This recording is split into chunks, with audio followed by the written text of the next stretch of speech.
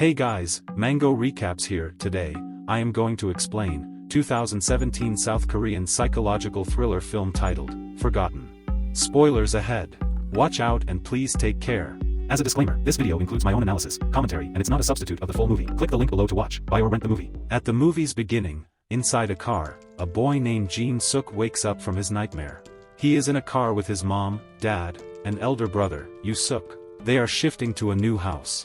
As they reach the new house, Jin Suk feels different. When he looks at the house, it feels familiar to him, as if he has seen the house sometime in the past. Jin Suk looks at his brother, and remembers how his brother was top of the class. Besides his education, Yoo Suk was good in every field. From music to sports, he always challenged himself, and won everything he takes part in it. Because of his competitive nature, girls were crazy about him. He was an idle man for the girls. But one accident changes his life. His legs get injured, and damaged his legs. They start moving things inside the house. Yoo Suk puts calendar on the wall of the year 1997. When Jin Suk carries his things to his room, he notices that the room is locked. He goes to his room, and finds Yoo Suk is going to share the room with him, because the previous owner has left his items there, and will take them out only after next month. Shortly, Jin Suk starts to arrange the book on the bookshelf, but the helper drops some items on the floor.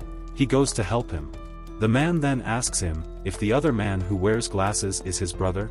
Jin Suk tells him that Yoo Suk is his elder brother, though they don't look alike. Before the man could ask another question, Yoo Suk comes there and sends the man downstairs. Later, during dinner, Yoo Suk hears the sound from the locked room. When he asks about the sound, his mother says the sound might be coming from the thunder. Jin Suk is not a kid. He can clearly distinguish the sound from the thunder and noise coming from that room. Before sleeping, Jin Suk again hears the same sound that he heard during dinner. He steps out of the bed, and goes to find what is inside the room. He is about to open the room, but in the meantime, Yoo Suk comes there, and tells him that there is nothing inside the room. Yoo Suk then takes him outside to take some fresh air. The two brothers looks at the city in the pouring rain, and chit-chat for a while, until the father calls Yoo Suk home to help him. He tells Jin Suk that he will be back in 20 minutes. On the way back to his home, several men beat him and kidnapped him. Jin Suk sees it and runs to help him, but unfortunately, the van drives away. Jin Suk somehow manages to see the license plate of the van. He rushes home and tells his parent about the kidnapping, but before he could tell them in detail about Yoo Suk's kidnapping, he faints. The following day, he wakes up, but the police who were searching for Yoo Suk cannot find Yoo Suk and the kidnappers. The police looks for the license plate which Jin Suk had told them. Unfortunately, the license plate comes out to be fake. Days pass and the police wait for the kidnappers' phone call. But no luck. Meanwhile, Jin Suk takes the medication for anxiety, and goes to the bed. He hears the voice from the locked room. He wakes up to find it. The door opens itself. He hides under the blanket. He hears as if someone is approaching him. As he looks, a lady is about to bite him. He wakes up, and it turns out to be his nightmare. In the morning, Yoo Suk comes to his room. He is home after the 19th day of being kidnapped. They hug each other. The family sits together, and asks Yoo Suk about the kidnapper and the place where he was kept. He could not tell them any information, and the doctor believed that he is suffering from dissociative amnesia, which completely wiped out his painful memory. One night, while sleeping, he discovers that his brother goes out, but he ignores it and falls asleep again. The next morning, he wakes up and goes to the kitchen to take medicine. When he is about to take it, it falls under the cupboard. In the meantime, Yoo Suk comes there, and both brothers eat breakfast. Jin Suk forgot to take medicine that day. While eating, Jin Suk asks Yoo Suk where he had been last night. Yoo Suk tells him that he was sleeping and had not gone anywhere, instead assumes that he might be dreaming. When Yoo Suk leaves for work, Jin Suk notices Yoo Suk's right leg is limping, instead of his left leg. As far as he knew, Yoo Suk's left leg was injured in the accident. But Yoo Suk tells him to stop joking around, and leaves from there. That night, Jin Suk studied till late at night, and fall asleep on the study table. In the middle of the night, Yoo Suk wakes up and looks at Jin Suk strangely. He then takes a pencil and points it near Jin Suk's eyes. After confirming that Jin Suk is fully asleep, and takes leaves from there. Surprisingly, Jin Suk was pretending to be asleep, and quickly heads out, and follows Yoo Suk. Jin Suk peeps from the gate, and discovers that Yoo Suk can walk properly. Yoo Suk takes a cab. Jin Suk decides to follow him, and asks the cab driver to follow Yu Suk's cab. Shortly, Jin Suk reached the place where Yu Suk got off. He could see his brother walking through the market, passing by a narrow alley. Soon he finds out that Yu Suk talking with people who were supposed to be police and were investigating his kidnapping. Those men were taking orders from Yu Suk. Jin Suk doesn't know what is going on. How come those men be working with Yu Suk? Yes, lots of question is flooding in the mind of Jin Suk. So, he follows Yu Suk, but he gets caught by those two men. Luckily, he manages to push them and runs away. He hides in the dark place, and those two men also assume that Jin Suk might have run away. But from the behind, Yu Suk knocks him down with a chloroform-filled handkerchief. Jin Suk wakes up in his room. Yu Suk tries to make it like his nightmare. Yu Suk also acts like he is waking up just now. Jin Suk freaks out and locks himself inside the bathroom. Yu Suk asks the reason for these strange behaviors. Jin Suk tells him that he followed him last night and asks him who he is, and why he is pretending to be his brother. Jin Suk comes out of the bathroom with a metal pipe in his hand. Yu Suk grabs him and tries to calm him down. Yu Suk convinces him by saying that it was another nightmare because Jin Suk forgot to eat his medicine yesterday. Jin Suk feels sorry and takes his medicine. Afterward, Yu Suk leaves for work. He is still in confusion, so he looks out of the window and sees his brother limping and walking. He is almost convinced that it was his nightmare, but he finds the pencil lead on the table, which his brother used trying to stab him last night.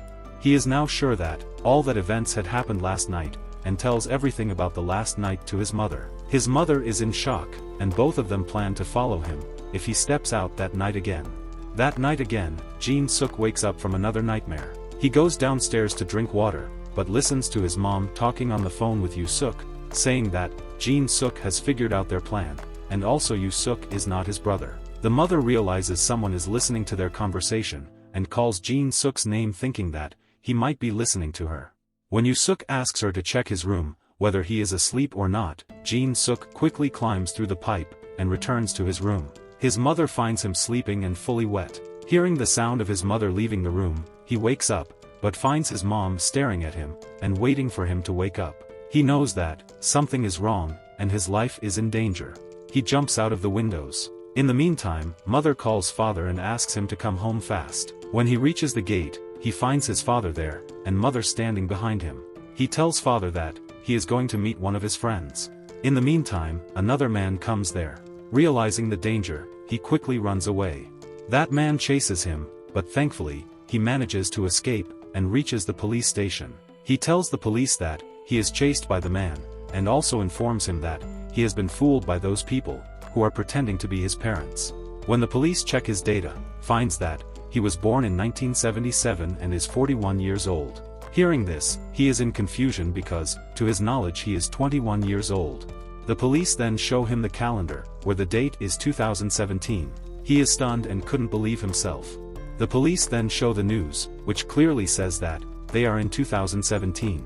He then looks in the mirror, and all of a sudden, he finds himself an old man. He looks like 41 years old. To get all the answer to his confusion, he returned to his home. As he climbs upstairs, he hears the music coming from the locked door. To his surprise, two mannequins are covered in blood, and music is being played in the background. His father, mother, and brother enter the room. This makes it clear that they are not his real family. Yu Suk begins to tell the story. 20 years ago, a woman and his daughter were killed in the same room. There was no robbery. The police and the investigation team couldn't find the murderer.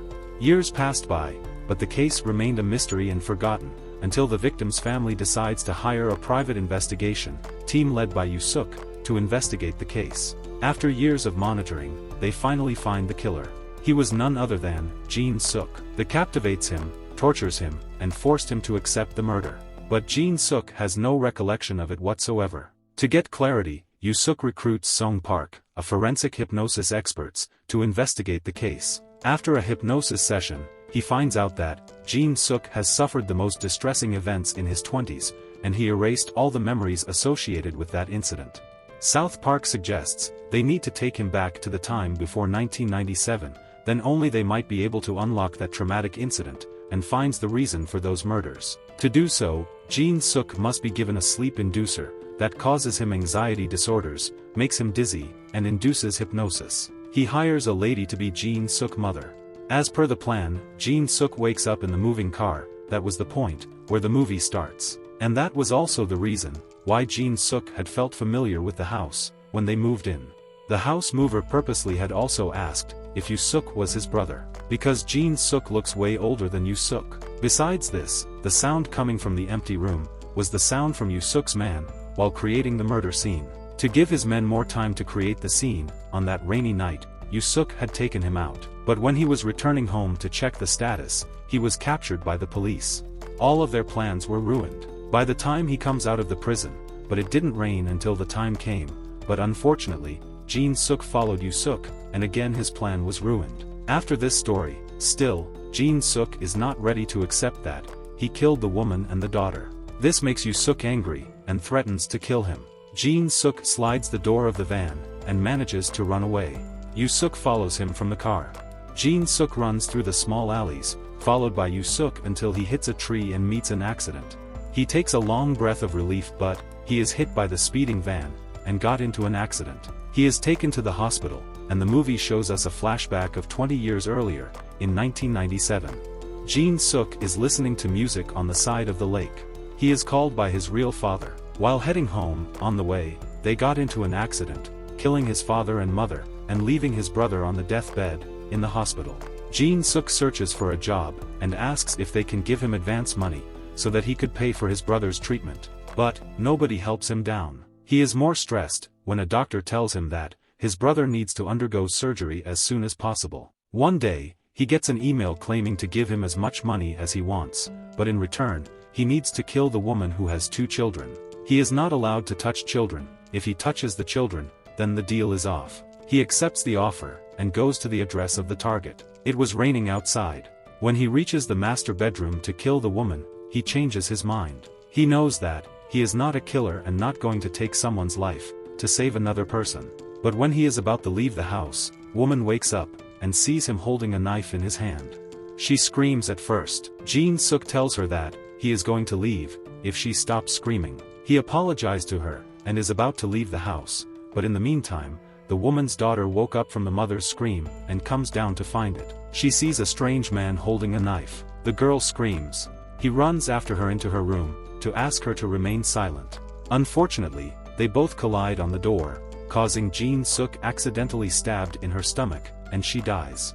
The woman comes inside screaming. He pushes her and causes the music player to play the music. It is the same music Yu Suk was playing to create the murder scene. Jin Suk panics and kills the woman too. He didn't want this situation at all. He is depressed and is about to leave the house, but the boy wakes up and asks about her mother. He tells him to go to his room, cover himself with a blanket, and count from 1 to 100 for 10 times, then only he will bring back his mother and sister. He is about to leave, but sees a photograph of a doctor with the woman. The doctor is the husband of the woman. He is the same doctor who treats his brother and has given a contract to kill his wife. The boy informs his father about the incident. Jin Suk meets the doctor and asks the reason for ordering him to kill his wife. The doctor is sad and frustrated for the loss of his daughter. He had only wanted to kill his wife because she is insured with the heavy insurance, and the doctor wants that money to look after his children. The two then get into a fight until the doctor fell from the roof and died. His brother also died. After this traumatic incident, he becomes depressed and lost his memory. Then the movie cut us back to the present. Jin Suk is being treated at the hospital. Yu Suk comes there and is about to inject the poison to kill him. Jin Suk apologizes to him and says that he never wanted to happen any of that. He asks the reason why he killed them. He then asks if the woman's husband hired him to kill her, because he recently got the information that, the month before the incident, the woman's husband had taken a bunch of insurance policies for her. Yu Suk finally reveals that he is that little kid whom Jin Suk had asked to count from 1 to 100 for bringing his mother and sister back. Yu Suk's life has changed entirely after that incident. His relatives took all of his money, and he had to spend his life in the orphanage. So, he had promised himself to find the killer one day. Jin Suk tells him that his father was not the one who had ordered him to kill. Yu Suk doesn't believe him, wishes him good luck, and walks to the dead end. He could not bear the reality in which his father hired a man to kill his mother. He jumped out of the windows and ends his life. In the meantime, Jin Suk gets down from the bed and holds the injection, which Yoo-suk had brought to kill him. He then injects and kills himself. The movie again cut us back to 1997. Jin-suk is standing by the lake, and his mother calls him to go home. When he is about to leave, he meets a 5-year-old boy, who happens to be Yoo-suk. The boy is there, to spend his vacation with his family. Clearly, it was fate that everything led up to this. The movie ends here. Please, subscribe to watch new movies recaps, turn on notifications, and leave a like and comment to support the channel.